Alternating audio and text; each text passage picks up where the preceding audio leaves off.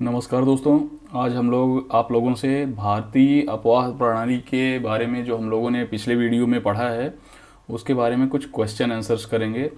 तो आज हम लोग मिलके क्वेश्चन आंसर सॉल्व करेंगे और फिर देखेंगे कि इसमें किस किस तरह के क्वेश्चंस आते हैं। तो जैसा कि आप लोग देख रहे हैं, इसमें कुछ हम क्वेश्चन आंसर्स को अभी सेलेक्ट करके रखे हैं, तो आप लोगों को दिखाते हैं। जैसा कि पहला क्वेश्चन आप देख रहे हैं कि जब नदी मैदानी क्षेत्र में प्रवेश करती है तो उसको जो उसके रास्ते में जो भी टेढ़ा मेढ़ा आकृति बनती है उसको हम लोग कहते क्या हैं? तो उसको हम लोग विसर्प कहते हैं। विसर्प यानी कि मेंडर, मेंडर कहते हैं उसको, हम इंग्लिश में मेंडर कहते हैं। और सेकंड क्वेश्चन है, नदी की तरुणावस्था में कौन सी प्रक्रिया होती है? तो नदी की तरुणावस्था में घाटी को गहरा करना, जो घाटी है वो गहरी होती जाती है, तो इसका आंसर होगा सी। और इसी तरह से फिर हम लोग तरुणावस्था में नदी अपरदन का विशिष्ट लक्षण निम्नलिखित में से कौन सा है? तो पहला इसका ऑप्शन है चौप झील, महाखड्ड, अंतरघाटी, कटा किनारा। तो जैसा आप लोग जानते हैं कि जो नदियां हैं इस अपरदन में ये गार्ज का निर्माण करती हैं जिसे महाखड्ड कहते हैं, तो इसका आंसर होगा महाखड्ड। और फिर आता है क्वेश्चन, किसी नदी की अधिकतम अपरदनकारी शक्ति का संबंध किसके साथ होता है? तो इसका वी आकार की जो घाटी होती है उससे इसका संबंध होता है। फिर आता है कि बाढ़ के दौरान नदी चैनल के किनारों के साथ बड़े बने चौड़े एवं नीचे किनारबंदी को क्या कहते हैं? तो उसको तटबंध कहते हैं। फिर आता है कि जल निकास प्रतिमान जिस नदी में सहायक नदियां लंबवत मिलें वह क्या कहलाता है? तो उसको हम लोग जाली या फंफरी बोलते हैं, तो उसको हम लोग जाली बोलेंगे। और फिर क्वेश्चन है, नदी मार्ग का सोपानी प्रोफाइल क्या है? तो इसका आंसर है ऊपरी मार्ग में निर्बाध चक्र। फिर क्वेश्चन है, वलयाकार रूप में नदियां किस दिशा में बहती हैं? तो इसका उत्तर है वलन के समान, यानी कि जो वलन मीन्स जो टेढ़ा मेढ़ा जो फॉल्ट होगा उसको हम लोग वलन बोलते हैं। फॉल्ट नहीं, उसको एक तरह से जो टेढ़ा मेढ़ा रास्ता होगा उसको हम लोग वलन बोलते हैं।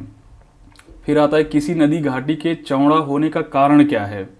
तो इसका कारण है कि पार्श्विक अपरदन जो इसका भूक्षरण होता है उसके चलते इस नदी का चौड़ा होना माना जाता है।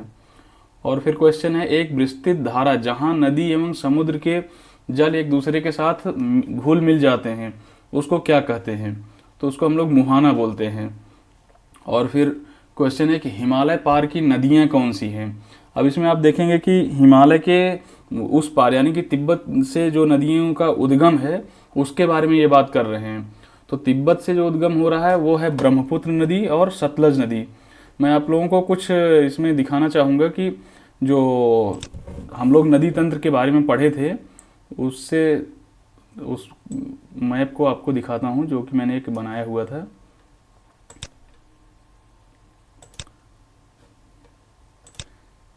जैसा कि ये है, आप लोग देख रहे हैं कि इसमें ये जो नदी है इंडस सिंधु नदी, ये आप देख रहे हैं कि तिब्बत से होके गुजर रही, जो कि हिमालय के पार से, हिमालय के दूसरी तरफ से आ रही है।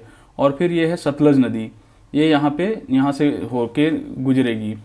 और फिर इसी तरह से जो ब्रह्मपुत्र नदी है उसका भी उद्गम स्थल ये देखिए, जैसे ये है ब्रह्मपुत्र नदी, ये भी यहाँ से होकर गुजर रही है।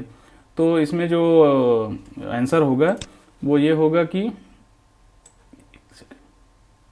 हाँ, हिमालय पार की नदियाँ। अब जैसा कि आप लोग उसमें देख लिए थे, ये नदियाँ कौन कौन सी हैं? ब्रह्मपुत्र, सिंधु और सतलज। तो इसका आंसर होगा बी। और फिर आता है कि काली एवं तीस्ता नदियों के बीच हिमालय का कौन सा प्रादेशिक विभाग स्थित है? तो काली एवं तीस्ता नदियों के बीच हिमालय का कौन सा प्रादेशिक भाग स्थित है? तो आपका आंसर होगा नेपाल हिमालय, जो आपको यहाँ पे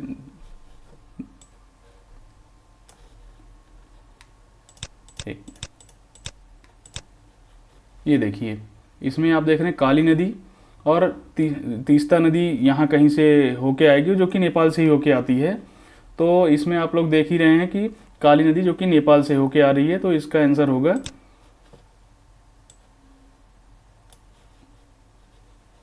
बी, नेपाल हिमालय। अब हम लोग बात करेंगे भारत के उत्तरी मैदान 3 प्रमुख नदी प्रणालियों से बने हैं, जो कि सिंधु, गंगा और इसका आंसर होगा ब्रह्मपुत्र। यानी कि जो हिमालयी अपवाह क्षेत्र है उसमें 3 मुख्य नदी धाराएं हैं, नदी प्रवाह तंत्र है, जिसमें सिंधु, गंगा और ब्रह्मपुत्र है। फिर हम लोग बात करते हैं ब्रह्मपुत्र नदी निम्नलिखित में से किस हिमनद से निकलती है। तो ब्रह्मपुत्र नदी चेमांग युंगडुंग जो कि तिब्बत से निकलती है, ये उसका उद्गम स्थल है। और फिर निम्नलिखित में से कौन सी नदी को सांगपो भी कहा जाता है। तो सांगपो ब्रह्मपुत्र नदी को ही तिब्बत में कहा जाता है।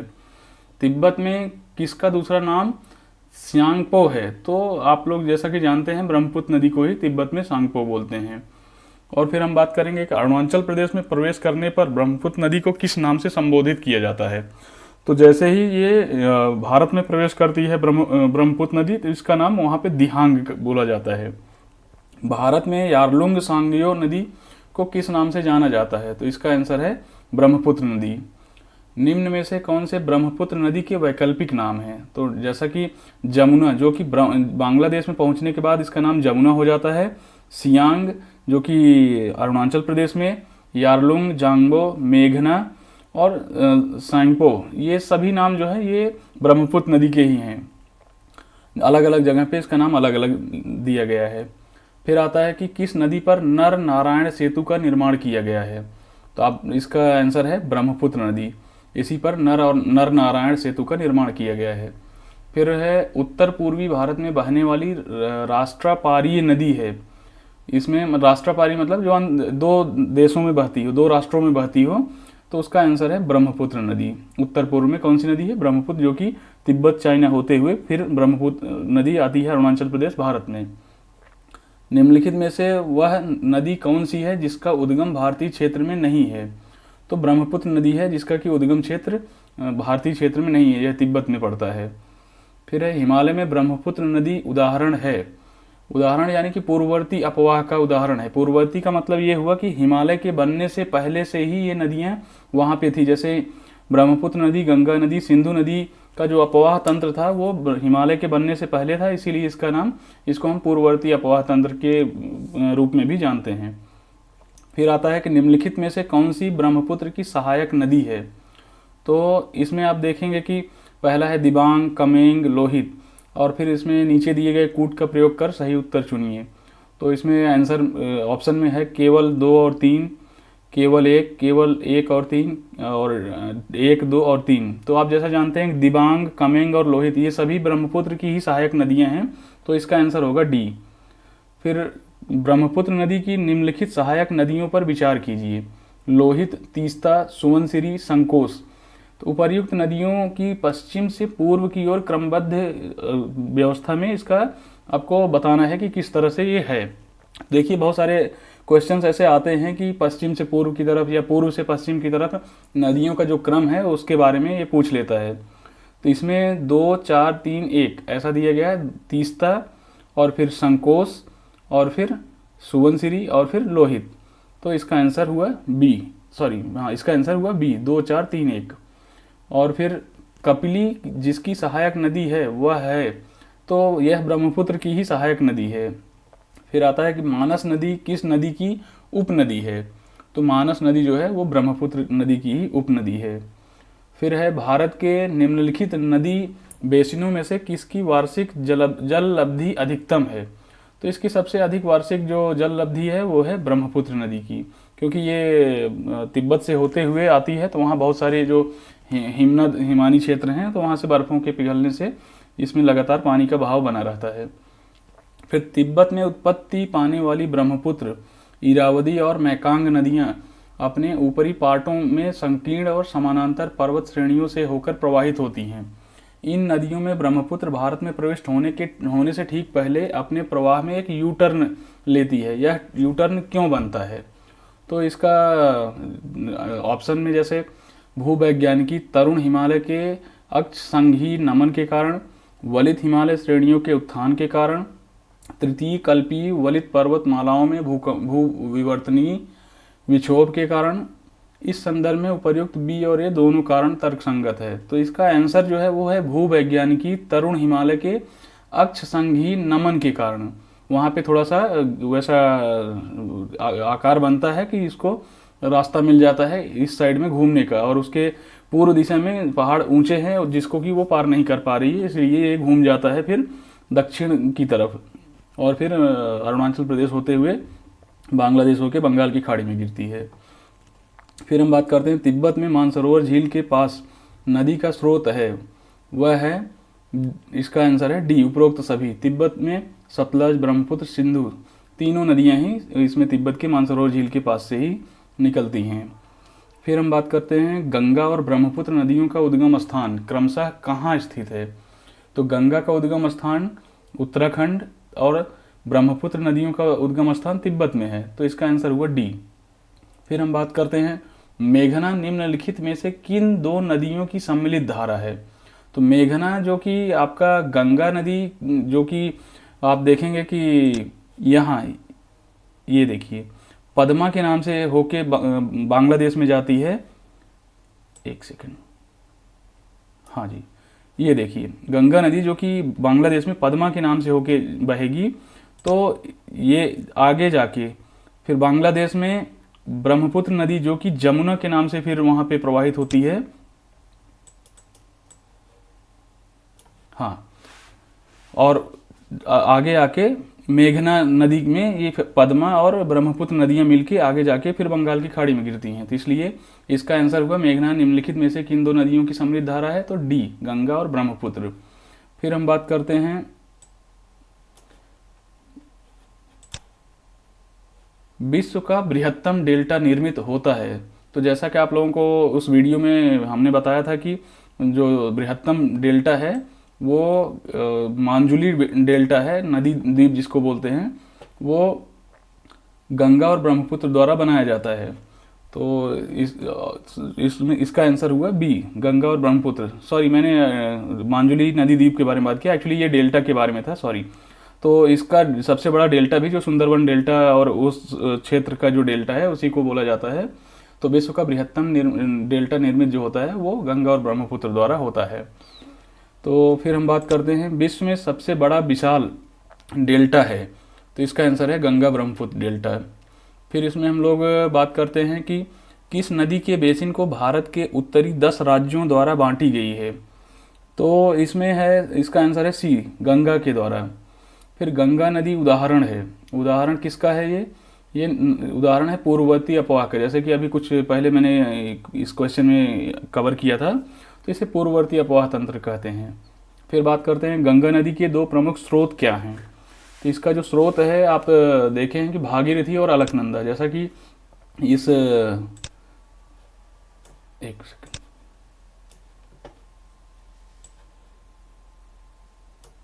हाँ, आप देख रहे हैं कि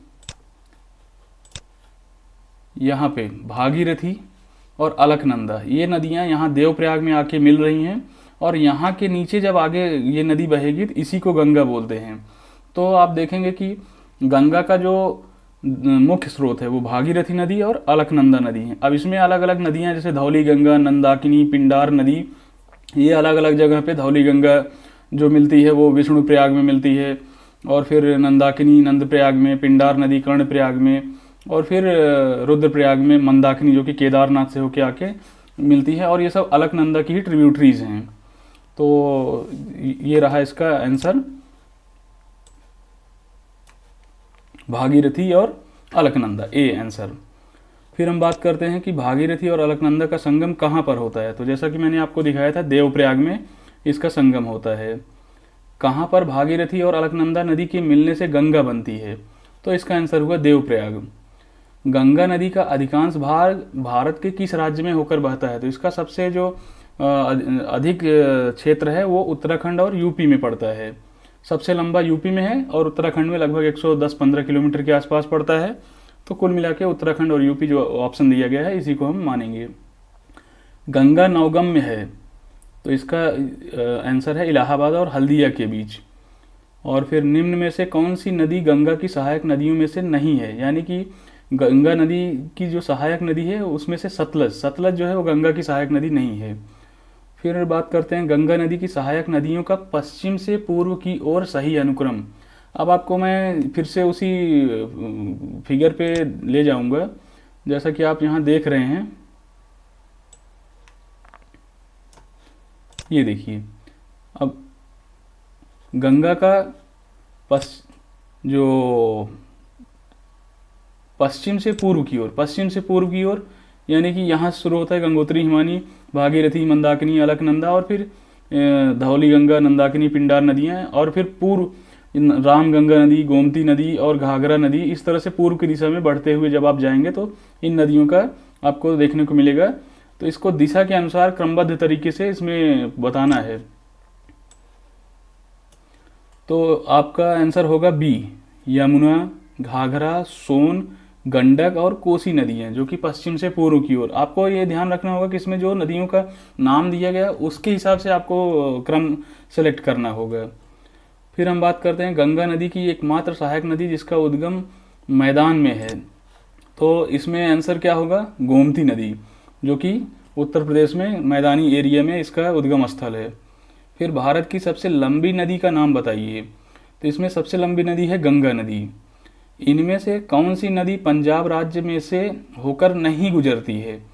तो इसमें जो गंगा नदी है वो पंजाब से होकर नहीं गुजरती, बाकी सतलज, रावी, झेलम पंजाब से होकर गुजरती हैं।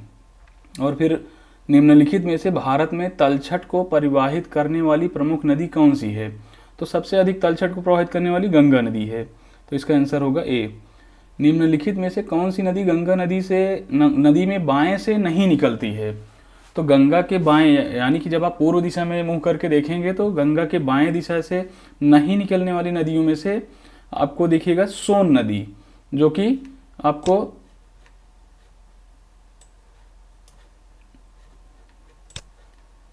ये देखिए, ये सोन नदी है। अब ये दाएं तरफ से निकल रही, बाकी ये सारी नदियां जो दिख रही हैं ये बाएं तरफ से निकल रही हैं। तो आपका आंसर होगा सोन नदी।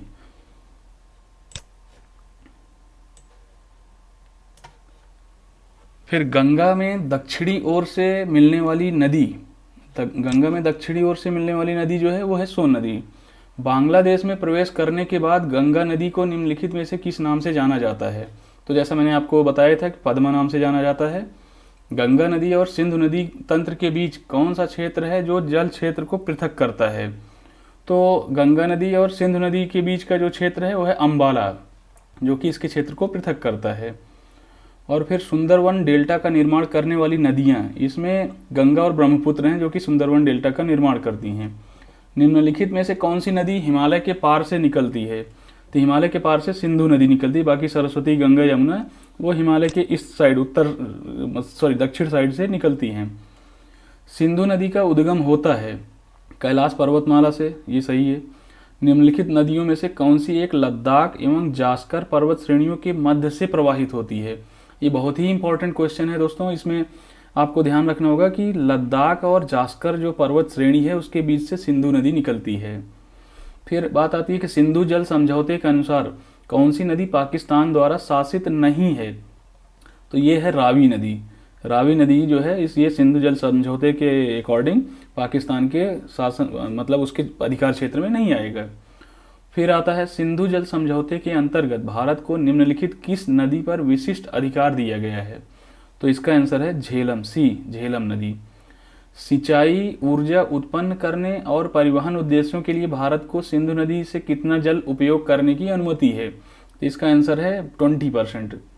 हम जो सिंधु नदी का पानी है वो 20% हाइड्रो पावर प्रोजेक्ट या फिर सिंचाई के लिए इस्तेमाल कर सकते हैं, एज पर जो सिंधु समझौता हुआ है भारत और पाकिस्तान के बीच, जिसको वर्ल्ड बैंक ने करवाया है।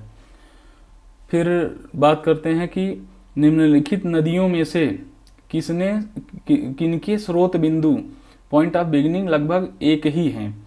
तो इसमें आप देखेंगे कि ब्रह्मपुत्र नदी और सिंधु नदी लगभग जो हमारा मानसरोवर है, मानसरोवर झील के पास से ही निकलता है। और फिर सिंधु नदी की निम्नलिखित सहायक नदियों को उत्तर से दक्षिण की ओर व्यवस्थित कीजिए। अब इसमें चिनाव, झेलम, रावी, सतलज, ये इस तरह के क्लासिक क्वेश्चंस आते ही रहते हैं कि इनको आप क्रम वाइज उत्तर से दक्षिण की तरफ व्यवस्थित कीजिए। तो मैं आप लोगों को फिर से उसी फिगर पे ले जाऊंगा।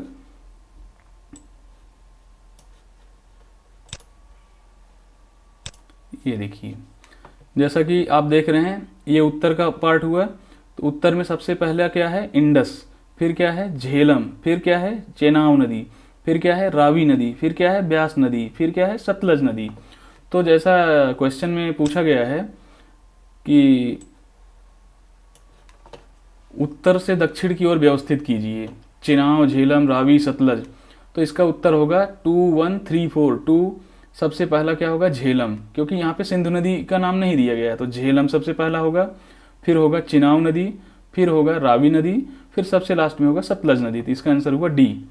फिर हम बात करते हैं कि सिंधु नदी की सबसे बड़ी सहायक नदी, सबसे बड़ी जो सहायक ट्रिब्यूटरी नदी होगी वो होगी डी, सतलज नदी।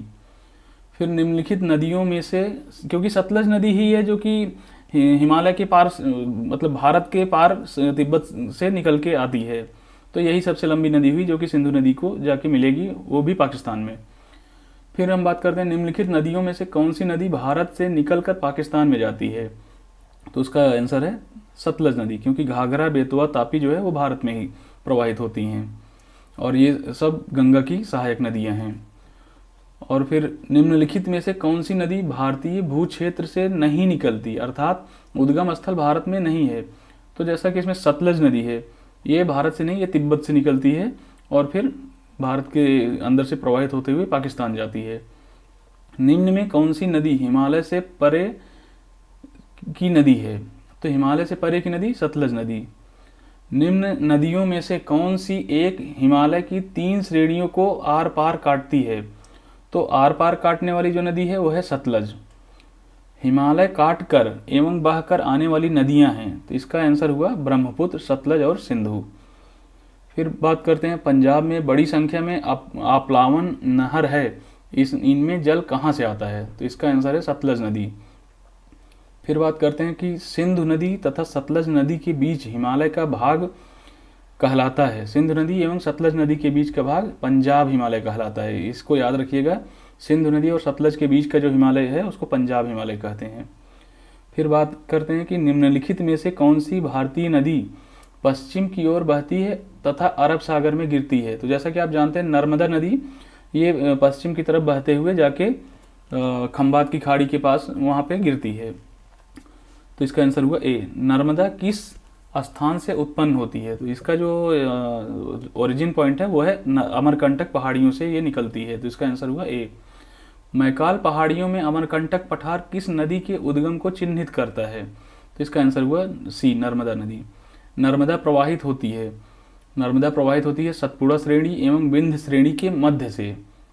फिर अब बात करते हैं निम्नलिखित में से पश्चिम दिशा में बहने वाली भारतीय नदी कौन सी है। तो ये है नर्मदा नदी। कौन सी भारतीय नदी पूर्व से पश्चिम की ओर बहती है। तो इसका आंसर हुआ नर्मदा नदी। बार बार वैसा ही घुमा फिरा के क्वेश्चन बना रहे हैं। तो फिर हम बात करते हैं नर्मदा नदी पश्चिम की ओर बहती है जबकि अधिकांश अन्य प्रायद्वीपीय बड़ी नदियां पूर्व की ओर बहती हैं। ऐसा क्यों है। तो इसका कारण है कि यह एक रेखीय भ्रंश जो रिफ्ट वैली है, जैसा कि हम लोग कुछ पहले अभी क्वेश्चंस में पढ़े थे कि ये कहाँ से बहती है। तो सतपुड़ा श्रेणी एवं विंध्य श्रेणी के मध्य एक ऐसा स्लोप बनता है जो कि एक रिफ्ट वैली क्रिएट करता है और ये पूर्व से फिर पश्चिम की ओर बहते हुए आके अरब सागर में गिरती है। फिर हम बात करते हैं कि नर्मदा नदी पश्चिम की ओर बहती है, ठीक है, इसको हमने कर लिया। निम्नलिखित में से वह नदी कौन सी है जो पूर्व से पश्चिम दिशा को बहती है और ज्वार नदमुख बनाती है।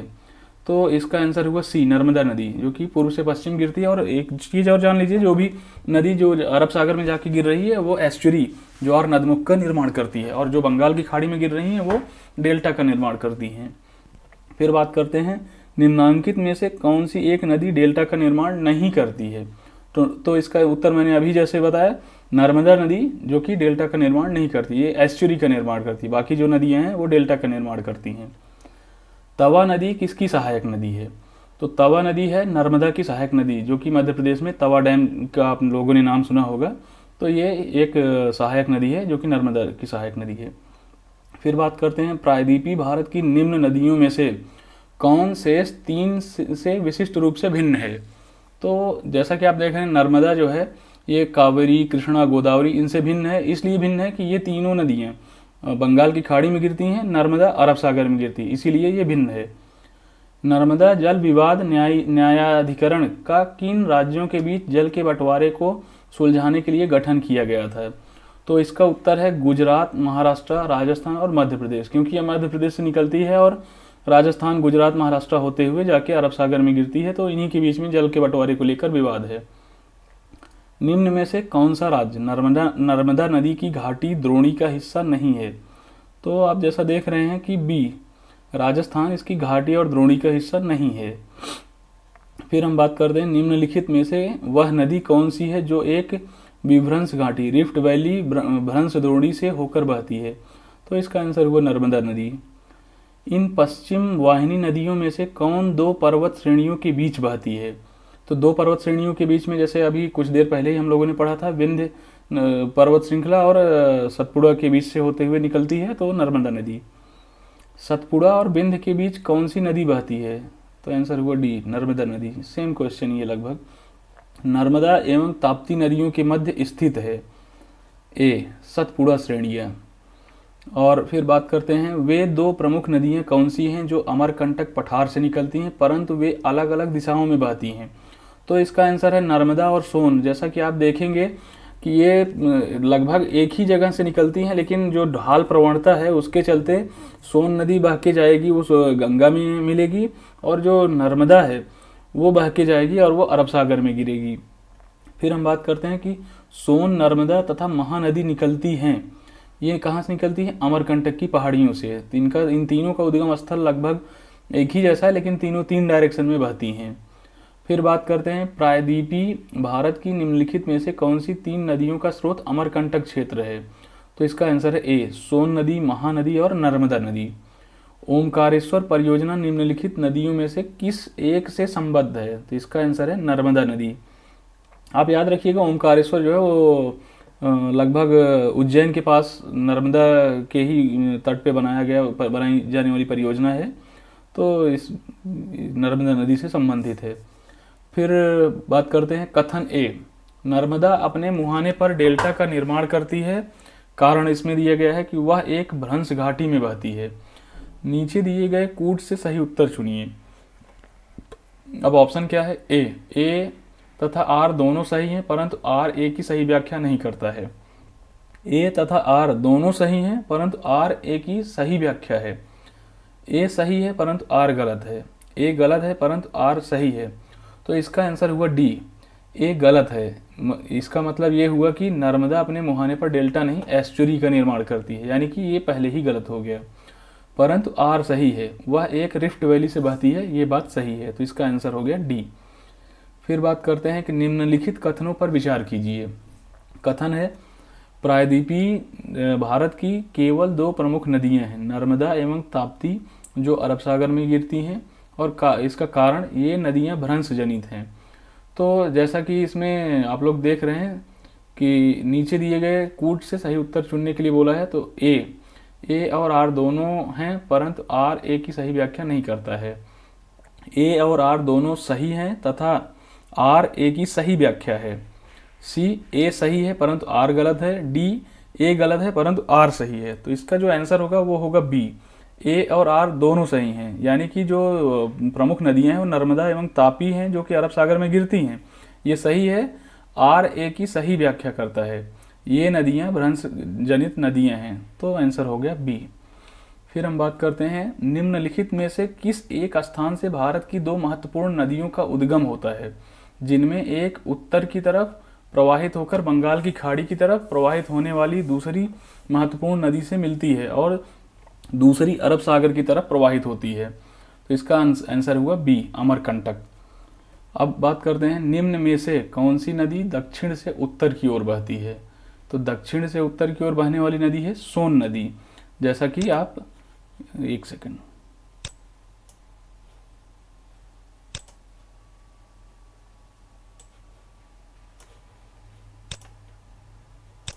ये देखिए, जो सोन नदी है ये दक्षिण से उत्तर की तरफ बहेगी और पटना के पास जाके गंगा नदी में मिल जाती है।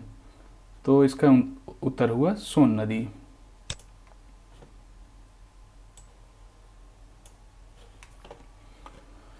अब हम बात करते हैं निम्नलिखित में से कौन सोन नदी का वास्तविक स्रोत है? तो सोन नदी का वास्तविक स्रोत शहडोल जिले में अमरकंटक से होता है। फिर हम बात करते हैं मगर और घड़ियालों का संरक्षण कहाँ किया जा रहा है? तो इसका आंसर है चंबल व सोन नदी में। आपको पता होगा चंबल नदी में ही घड़ियाल पाए जाते हैं, तो चंबल और सोन नदी में घड़ियालों का संरक्षण किया जा रहा है। अब बात करते हैं निम्नलिखित में से कौन सी नदी अमरकंटक के पठार या उसके आसपास से निकलती है? तो जो गोदावरी नदी है वो अमरकंटक के पठार से निकलती है, और अमरकंटक के पठार से नहीं निकलती है। तो जो गोदावरी नदी है ये अमरकंटक के पठार से नहीं निकलती है, तो यही उसका आंसर होगा। बाकी नर्मदा, तवा और सोन नदियाँ अमरकंटक के पठार से ही निकलती हैं। फिर बात करते हैं गोदावरी नदी का उद्गम बिंदु। तो इसका उद्गम बिंदु जो है वो नासिक के पास से, त्र्यंबकेश्वर के पास में से निकलती है, या नासिक के ही पास से निकलती है, तो इसका आंसर हुआ नासिक के पास। भारत में सबसे बड़ी प्रायद्वीपीय नदी कौन सी है? तो इसका उत्तर है गोदावरी नदी, ये सबसे लंबी नदी है। प्रायद्वीपीय भारत की सबसे लंबी नदी कौन सी है? फिर वही गोदावरी नदी। भारत के दक्षिणी प्रायद्वीप में कौन सी नदी देश के दूसरे सबसे बड़ी नदी क्षेत्र का निर्माण करती है? तो इसका आंसर हुआ गोदावरी।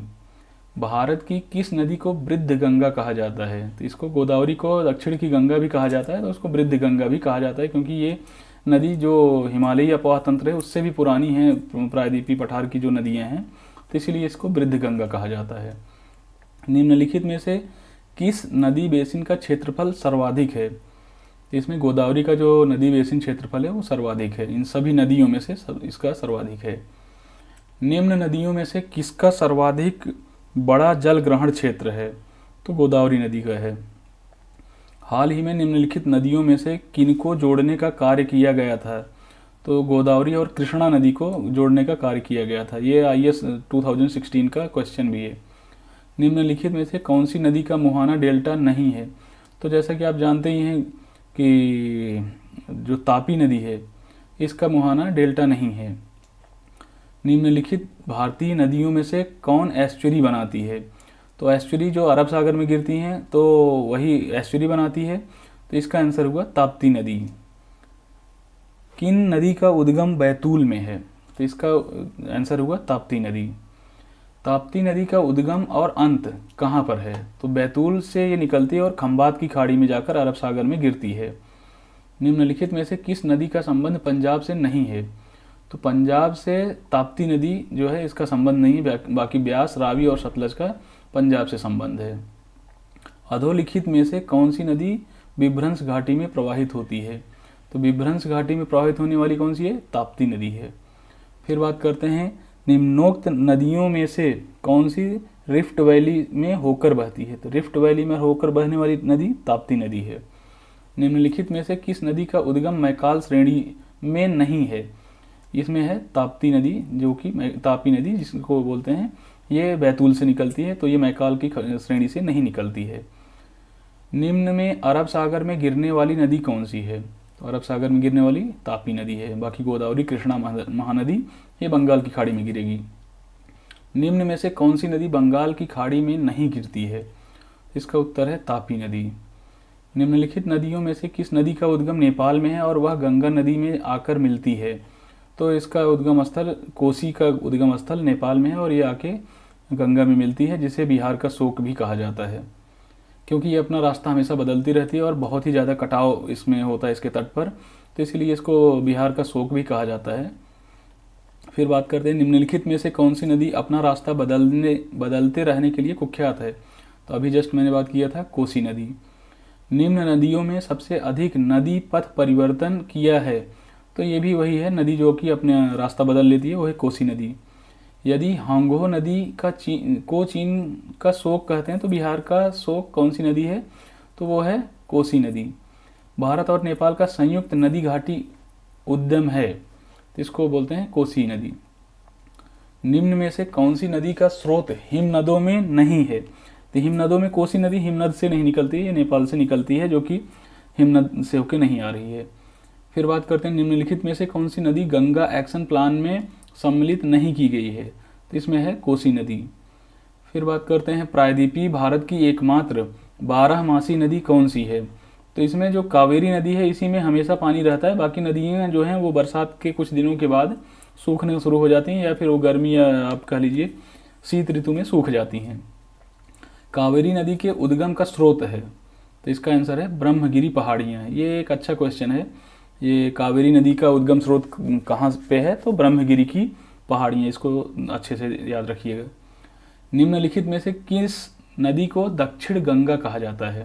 तो जैसा अभी कुछ देर पहले हम लोगों ने बात की है, कावेरी नदी को दक्षिण की गंगा कहा जाता है, या बूढ़ी गंगा भी उसको कहा जाता है। वह राज्य जिनमें होकर कावेरी नदी प्रवाहित होती है। तो कावेरी नदी केरल, कर्नाटक और तमिलनाडु में होकर प्रवाहित होती है।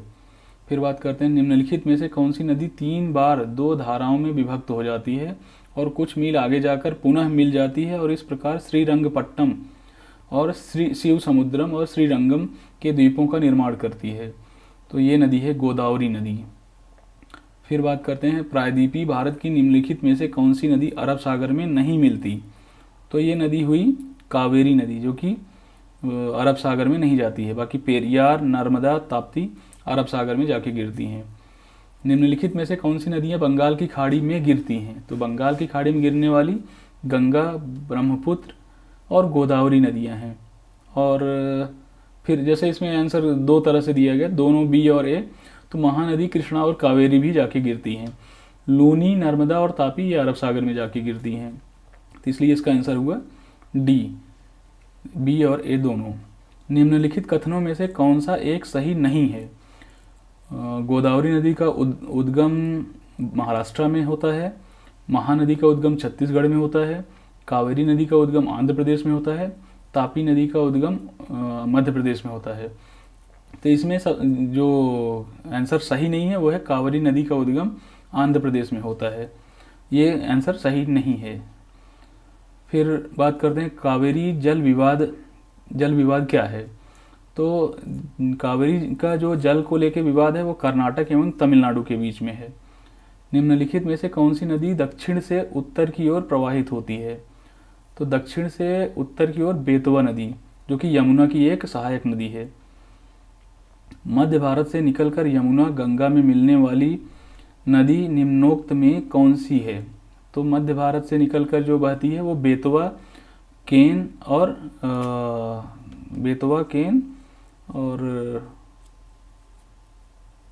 सोन नदी तो आगे जाके मिलती है, तो बेतवा और केन है।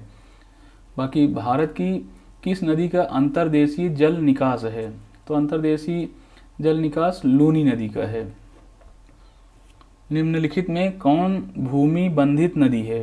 तो इसका आंसर हुआ लूनी नदी, जो कि जमीन पे ही बहती है और जाके सूख जाती है, ये डायरेक्ट जाके समुद्र में नहीं मिलती है, तो इसीलिए इसको बोलते हैं भूमि बंधित नदी। फिर बात करते हैं भारतीय मरुस्थल की एक महत्वपूर्ण नदी है। तो ये नदी हुई लूनी नदी, जो कि राजस्थान से निकलती है और गुजरात के रन ऑफ कच्छ की तरफ बहते हुए सूख जाती है। फिर बात करते हैं लूनी नदी के संदर्भ में निम्नलिखित कथनों में से कौन सा एक सही है। यह कच्छ की रण की दलदली भूमि में लुप्त हो जाती है, जैसा कि अभी मैंने बात की है कि राजस्थान से निकलती है और गुजरात के कच्छ के रण में जाके सूख जाती है। फिर बात करते हैं निम्नलिखित में से कौन सी नदी एस्चुरी नहीं बनाती है। तो एस्चुरी जो है महानदी, जो कि बंगाल की खाड़ी में गिरती है, तो ये डेल्टा बनाती है, तो इसमें एस्चुरी न बनाने वाली नदियों में महानदी का नाम आएगा। नर्मदा, तापी और मांडवी जो हैं ये अरब सागर में गिरती हैं और ये सभी एस्चुरी बनाती हैं। भारत की निम्नलिखित में से कौन सी नदी पश्चिमी घाट से नहीं निकलती है। तो इसमें जो आंसर होगा वो होगा महानदी। ये मध्य प्रदेश और छत्तीसगढ़ के इस क्षेत्र से निकलेगी, तो इसको हम लोग लिख सकते हैं कि ये पश्चिमी घाट से नहीं निकलती है। बाकी कृष्णा, गोदावरी, बैगाई सभी पश्चिमी घाट से निकलती हैं।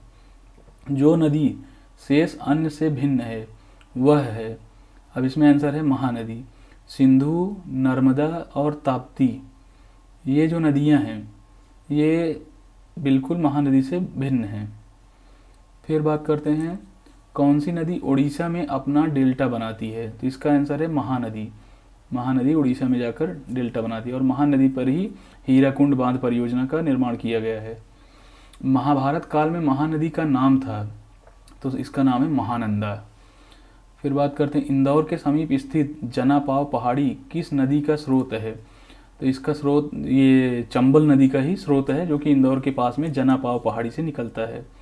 चंबल नदी का उद्गम है, जनापाव पहाड़ी है। निम्नलिखित नदियों में कौन अध्यारोपित नदी का उदाहरण है। अध्यारोपित नदी जो है वो है चंबल नदी। फिर बात करते हैं निम्नांकित नदियों में से कौन सी एक उत्तर प्रदेश से नहीं गुजरती है। तो उत्तर प्रदेश से न गुजरने वाली नदी है झेलम, जो कि जम्मू कश्मीर से गुजरती है। बाकी नदियाँ गंगा, यमुना, रामगंगा सभी उत्तर प्रदेश से होकर गुजरती हैं। किशन गंगा एक सहायक नदी है, ये झेलम नदी की एक सहायक नदी है। सियाचिन ग्लेशियर के पिघलने से बना पानी किस नदी का मुख्य स्रोत है। तो नुब्रा, ये जो है नुब्रा का मुख्य स्रोत है। फिर बात करते हैं कि भारत में कौन सी नदी विभ्रंश घाटी में बहती है। तो वो आपने पढ़ ही चुका है कि विभ्रंश घाटी में कृष्णा नदी बहती है। भारत में प्रायद्वीपीय नदी से संबद्ध सबसे ऊंचा निकास बेसिन कौन सा है। तो इसका आंसर है कृष्णा नदी। भारत की निम्नलिखित कौन सी एक नदी महाराष्ट्र में उद्गम होकर कर्नाटक और आंध्र प्रदेश से होकर से बहते हुए आंध्र तट में बंगाल की खाड़ी में मिल जाती है। तो इसका आंसर हुआ कृष्णा नदी। कृष्णा नदी ही, कृष्णा और गोदावरी नदियाँ महाराष्ट्र से इसका उद्गम स्थल है। फिर बात करते हैं निम्न में से वह नदी कौन सी है जिनके बारे में आंध्र प्रदेश, कर्नाटक और महाराष्ट्र के बीच विवाद चल रहा है। तो इसका आंसर है कृष्णा नदी। फिर बात करते हैं निम्नलिखित नदियों में से किस एक का जल ग्रहण क्षेत्र अधिकतम है। तो कृष्णा नदी का जल ग्रहण क्षेत्र सबसे अधिक है। तुंगभद्रा एवं भीमा नदियाँ सहायक नदियाँ हैं, तो ये कृष्णा नदी की सहायक नदियाँ हैं। निम्नलिखित में से कौन एक कृष्णा नदी की सहायक नदी नहीं है। तो इसका आंसर हुआ सी, तेल नदी। तेल नदी जो है वो कृष्णा की सहायक नदी नहीं है, ये महानदी की सहायक नदी है तेल नदी। फिर बात करते हैं तेल नदी निम्नलिखित नदियों में से किसकी सहायक नदी है। तो अभी जस्ट मैंने बात किया था कि महानदी की सहायक नदी है, जबकि महानदी इस ऑप्शन में नहीं दिया गया है। तो इसका आंसर हुआ उपरोक्त में से कोई नहीं, ई। फिर बात करते हैं कृष्णा नदी से संबंधित निम्न कथनों को पढ़िए और नीचे दिए गए कूट से सही उत्तर चुनिए। तो स्टेटमेंट क्या है, कृष्णा पूरब की ओर प्रवाहित होने वाली सबसे बड़ी प्रायद्वीपीय नदी है। महाराष्ट्र, कर्नाटक एवं आंध्र प्रदेश इनके बेसिन क्षेत्र के हिस्सेदार हैं। पूर्णा कृष्णा की एक सहायक नदी है। नागार्जुन सागर कृष्णा नदी पर एक बहुउद्देशीय परियोजना है। अब कूट में क्या दिया गया है, ए 2 और एवं 3, 1 और 2, 1 एवं 4, 2 एवं 4। इसका आंसर हुआ डी, 2 और 4। अब 2 कौन सा है, महाराष्ट्र, कर्नाटक एवं आंध्र प्रदेश इनके बेसिन क्षेत्र के हिस्सेदार हैं। और चौथा क्या है, नागार्जुन सागर परियोजना जो है वो कृष्णा नदी पर बनाया गया है। तो इसका उत्तर हुआ डी। फिर निम्नलिखित में से किस नदी के तट पर बद्रीनाथ का प्रसिद्ध मंदिर स्थित है। तो जैसा कि आप लोगों को मैंने बताया था, इसका जो अलकनंदा जो शुरुआत होती है वो बद्रीनाथ से शुरू होती है और इसमें धौली गंगा, पिंडार और नंद एक सेकंड, हाँ यस, धौली गंगा, पिंडार और नंद प्रयाग या नंद, इसमें तीसरी नदी कोई होती है, अभी मुझे एग्जैक्टली याद नहीं आ रहा उसका नाम। इसको फिर मैप में हम लोग बाद में देख लेंगे। हाँ जी, नंदाकिनी नदी। फिर बात करते हैं अलकनंदा नदी का उद्गम स्थल। अलकनंदा नदी का जो उद्गम स्थल है वो है संतोपंत हिमनद। जैसा कि आप यहाँ देख रहे हैं अलकनंदा, ये जो हिमानी क्षेत्र है ये है संतोपंत हिमानी क्षेत्र। जैसा कि भागीरथी गंगोत्री हिमानी क्षेत्र से निकलती है, फिर उसके पूर्व साइड में मंदाकिनी नदी, फिर संतोपंत हिमानी से अलकनंदा निकलती है जो कि बद्रीनाथ यहीं पे है। अभी जो हमने बात किया था धौली गंगा, नंदाकिनी और पिंडार नदियाँ इसमें अलकनंदा में आकर मिलती हैं। तो इस तरह से फिर हम बात करते हैं रुद्रप्रयाग में किस सहायक नदी का संगम अलकनंदा से होता है। तो रुद्रप्रयाग में मंदाकिनी नदी आकर मिलती है। मंदाकिनी नदी किस जल प्रवाह अथवा मुख्य नदी से संबंधित है। तो इसका उत्तर हुआ अलकनंदा। उस नदी का नाम बताइए जो केदारनाथ से रुद्रप्रयाग के मध्य बहती है। तो इसका उत्तर हुआ मंदाकिनी नदी। भागीरथी नदी निकलती है, तो इसका उत्तर हुआ गौमुख से, जो कि गंगोत्री हिमानी से निकलती है। कौन सी नदी बंगाल का दुख कहलाती है? तो इसका आंसर हुआ दामोदर नदी, क्योंकि इसके चलते वहाँ बाढ़ बहुत आती है। फिर दामोदर नदी को बंगाल का शोक कहा जाता है क्योंकि इसमें प्रायः तबाही मचाने वाली बाढ़ आती है, जैसा कि अभी ही मैंने बात की है।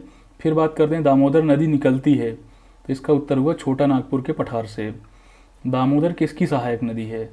इसका उत्तर हुआ हुगली नदी, क्योंकि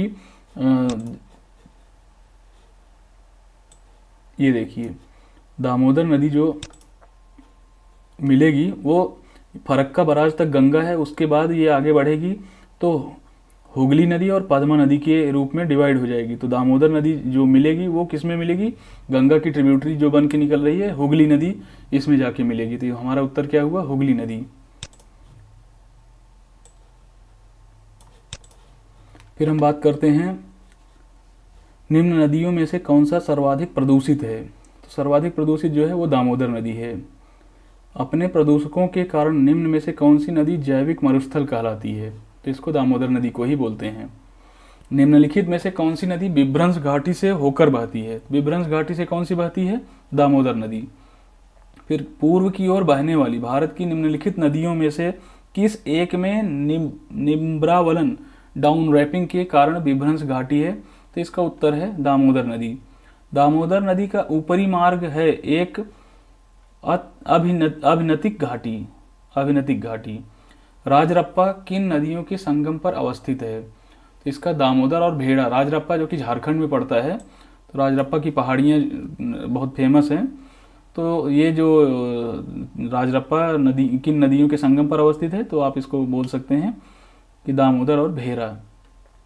फिर बात करते हैं निम्नलिखित कथनों पर विचार कीजिए। दामोदर घाटी कॉरपोरेशन के विकास के पूर्व दामोदर नदी पश्चिम बंगाल में दुख की नदी मानी जाती थी। कारण दामोदर अपने ऊपरी भाग में तीव्रता से प्रवाहित होती है तथा निचले भाग में इसका बहाव बहुत धीमा हो जाता है। तो फिर नीचे जो कूट दिए गए हैं उसमें से ए और आर दोनों सही हैं, किंतु आर ए की सही व्याख्या नहीं है। ए और आर दोनों सही हैं तथा आर ए की सही व्याख्या है। ए सही है परंतु आर गलत है, ए गलत है परंतु आर सही है। तो इसका उत्तर होगा बी। ए और आर दोनों सही हैं तथा आर जो है ए की सही व्याख्या है, ये ही सही व्याख्या कर रहा है। फिर बात करते हैं निम्नलिखित में से कौन सी नदी ज्वार बनाती है? तो इसका आंसर हुआ हुगली नदी ज्वार, मतलब जो डेल्टा का निर्माण करती है। बाकी जो नदियां हैं वो नदी ज्वार का निर्माण नहीं करती हैं। फिर बात करते हैं भारत का सबसे बड़ा ज्वार नदमुख किस नदी के मुहाने पर स्थित है? इसका आंसर हुआ ए, हुगली नदी। भारत में कौन सी नदी को खुला नाला कहा जाता है? तो यमुना नदी को खुला नाला कहा जाता है, क्योंकि इसका पानी बहुत ही स्थिर रहता है और बहुत ही गंदा पानी रहता है। यमुना नदी का उद्गम स्थान है बंदरपुंछ, जो कि उत्तराखंड में है।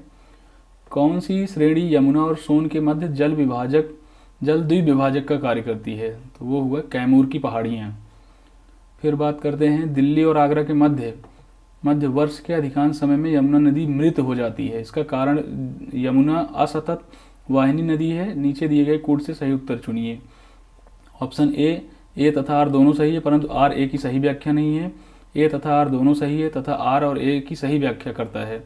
ए सही है परंतु आर गलत है, ए गलत है परंतु आर सही है। तो इसका आंसर होगा सी, ए सही है परंतु आर गलत है, यानी कि इसका जो कारण दिया गया है ये सही नहीं है। फिर भारत की किस नदी पर विश्व का सबसे ऊंचा पुल बनाया जा रहा है? तो इसका आंसर है चिनाब नदी पर। फिर संथाल परगना में लगने वाला दुमका का हिजला मेला किस नदी के तट पर आयोजित किया जाता है? ये हुआ मयूराक्षी, जो कि झारखंड में पड़ता है। दूधगंगा नदी निम्न में से किस में अवस्थित है? तो इसका आंसर हुआ बी, जम्मू एंड कश्मीर। खतलिंग हिमनद उद्गम स्थान है, तो इसका आंसर हुआ भिलंगना नदी। हिमाचल प्रदेश से होकर बहने वाली नदियां कौन सी हैं? तो इसका आंसर है ब्यास, चेनाब, रावी, सतलज और यमुना। अंतःस्थलीय अपवहन नदी का उदाहरण है ए, घग्गर नदी। दक्षिण भारत की नदियाँ प्रमुख रूप से निम्न में से कौन सी अपवाह तंत्र रखती हैं? तो इसका उत्तर हुआ वृक्षनुमा, जो कि वृक्ष टाइप की फैली हुई जाल टाइप की रहती है। खारी नदी जिस अपवाह तंत्र का अंग है वह है डी, बंगाल की खाड़ी। संकोश नदी सीमा बनाती है। संकोश नदी जो है वो असम और पश्चिम बंगाल के बीच में सीमा बनाती है। फिर बात करते हैं कि निम्नलिखित कथनों में से कौन सा एक सत्य नहीं है। सत्य जो नहीं है वो है घग्गर के जल का इंदिरा गांधी नहर में उपयोग किया जाता है, ये सही नहीं है, बाकी सभी सही हैं। नर्मदा अमरकंटक क्षेत्र से निकलती है, ये सही है। निजाम सागर मांजरा नदी पर स्थित है, ये भी सही है। पेन गंगा गोदावरी की सहायक नदी, ये भी सही है। फिर बात करते हैं निम्नलिखित कथनों का परीक्षण करें एवं दिए गए कूट से सही उत्तर चुनें। देवप्रयाग अलकनंदा एवं भागीरथी नदी के संगम पर स्थित है, जो कि सही है। रुद्रप्रयाग अलकनंदा एवं मंदाकिनी नदी के संगम पर अवस्थित है। अलकनंदा नदी बद्रीनाथ से निकलती है। केदारनाथ आदि शंकराचार्य द्वारा स्थापित सबसे बड़ी पीठ के रूप में माना जाता है। तो कूट फिर आप ए देखिए 2 3 4, बी 1 2 3, सी 1 2 4, डी 1 2 3 4 एवं 1 2 3 एवं 4। तो इसका उत्तर हुआ बी 1 2 और 3, यानी कि ये और ये सही है। बाकी केदारनाथ आदि शंकराचार्य द्वारा स्थापित सबसे बड़ी पीठ के रूप में जाना जाता है, ये सही नहीं है। फिर बात करते हैं निम्नलिखित में से कौन सी पूर्ववर्ती नदी नहीं है। पूर्ववर्ती नदी कौन सी नहीं है? ब्यास नदी पूर्ववर्ती नदी नहीं है। भारत की सुप्रसिद्ध पूर्वगामी एंटीसीडेंट नदियां हैं। इसका उत्तर है सिंधु, ब्रह्मपुत्र और सतलज। निम्नलिखित में से कौन सा एक उत्तर से दक्षिण की ओर नदियों का सही अनुक्रम है? तो आप जैसा कि नदियों में देख रहे हैं दक्षिण से उत्तर की ओर, तो दामोदर, ब्राह्मणी, महानदी और तुंगभद्रा, ये इसका सही क्रम होगा। इस टाइप के बहुत सारे क्वेश्चंस आ जाते हैं। भारत में उत्तर से दक्षिण की ओर जाते हुए नीचे दी गई नदियों का निम्नलिखित में से सही अनुक्रम कौन सा है? तो ए है श्योक, जस्कर, स्पीति और सतलज। बी है श्योक, स्पीति, जस्कर, सतलज। फिर है जस्कर, श्योक, सतलज, स्पीति। फिर है जस्कर, सतलज, श्योक, स्पीति। तो इसका उत्तर हुआ श्योक, जस्कर, स्पीति और सतलज, यही उसका सही उत्तर हुआ।